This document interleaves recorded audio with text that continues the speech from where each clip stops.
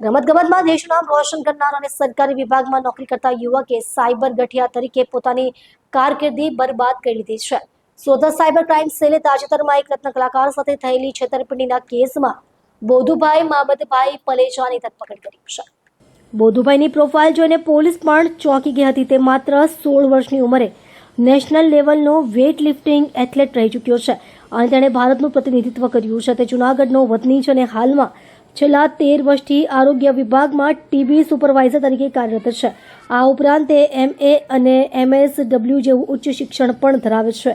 આ કેસ સુરતના એક રત્ન કલાકાર સાથે સંબંધ ધરાવે છે, જેમને RTO ચલણ નામની APK ફાઇલ WhatsApp પર મોકલવામાં આવી હતી. ફાઇલ ડાઉનલોડ કરતાં જ તેમનો મોબાઈલ હેક થઈ ગયો હતો અને તેમના બેંક ખાતામાંથી 70,379 રૂપિયા ઉપાડી લેવામાં આવ્યા હતા. પોલીસે તપાસ કરતા બોધુભાઈની સંડોવણી બહાર આવી હતી.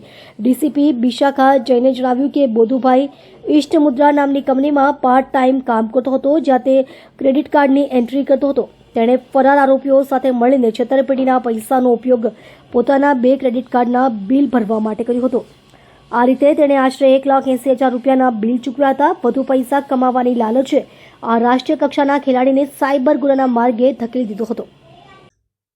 ગયા વર્ષમાં જ્યારે મ્યુલ અકાઉન્ટ ચાલતી હતી ત્યારે એક APK ફાઇલનું ફ્રોડ દાખલ કરવામાં આવ્યો હતો સાયબર પોલીસ સ્ટેશનમાં, જેમાં ફરિયાદી સાથે 17,000 રૂપિયાની છેતરપિંડી થઈ હતી. આ ગુનાની તપાસ કરતાં અમે લોકોને ખબર પડી કે જે 17,000 છે એમની બિલ પેમેન્ટ કરવા માટે ઉપયોગ થયું છે, દુરુપયોગ કહેવાય શકે. અને એને ટેકનિકલ વર્કઆઉટ કરીને જૂનાગઢ ખાતેથી બોધુભાઈ પલીજા કરીને એક આરોપીને ધરપકડ કરવામાં આવ્યો છે. બોધુભાઈ આરોગ્ય વિભાગમાં કોન્ટ્રાક્ટ ઉપર કામ કરે છે અને એના સિવાય પાર્ટ ટાઈમ જોબ ઈષ્ટ મુદ્રા કંપનીમાં કરે છે અને ત્યાં ક્રેડિટ કાર્ડવાળું જ કામ કરે છે, ક્રેડિટ કાર્ડ ભરવાનું કામ. એમની પાસે 2 ક્રેડિટ કાર્ડ છે, બેંક ઓફ બરોડા અને ICICI બેંકનું, અને બંનેમાં ફ્રીમાં બિલ પે કરવાની એમને જે નાસ્તો ફરતો આરોપી છે એમની સાથે સંકલન થઈને એમની પાસેથી ભરવામાં આવ્યું છે. એ લોકોને કેવી રીતે વિશ્વાસમાં લેતો હતો? કે એમાં વિશ્વાસમાં લેવાનું કંઈ કામ નથી. APK ફાઇલનું ફ્રોડ છે. એમાં જે ફરિયાદી છે એમના ફોન ઉપર RTO ચલાન નામનું કોઈ APK ફાઇલ આવ્યું અને ડાઉનલોડ કરીને એમનું ફોન હેક થઈ ગયું અને ફોન હેક કરીને પછી જે કંઈક OTP આવે છે તો એ OTP વાપરીને ફંડ એટલે ક્રેડિટ કાર્ડનું પેમેન્ટ કરવા માટે ટ્રાન્સફર કરવામાં આવ્યું છે. આ પહેલું આરોપી છે અને ઓલમોસ્ટ રિકવરી પણ આના પાસેથી થઈ જશે. આ ઘણા લાંબા સમયથી આ જ કામ કરે છે. 13 વર્ષથી આરોગ્ય વિભાગમાં છે અને ઈષ્ટ મુદ્રા કંપનીમાં લાંબા સમયથી કામ કરે છે.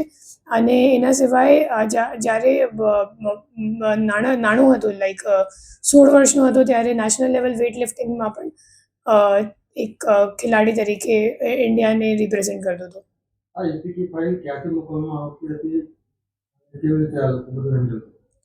APK ફાઇલ WhatsApp ઉપર મોકલવામાં આવે છે અને એ લોકોનું કામ, મતલબ આ જે આરોપી છે એમની ભૂમિકા ફક્ત બિલ પેમેન્ટ કરવાની છે. મતલબ જે ફ્રોડનો પૈસો છે એમને એ લોકો બેંક અકાઉન્ટમાં નહીં લેતા અને ક્રેડિટ કાર્ડનું બિલ પેમેન્ટ કરવા માટે ઉપયોગ કરે છે. જે રીતે WhatsApp પર APK ફાઇલ મોકલવામાં આવે છે, શું કહેશો લોકોને કે કેવી રીતે સાવચેતી રાખવી જોઈએ?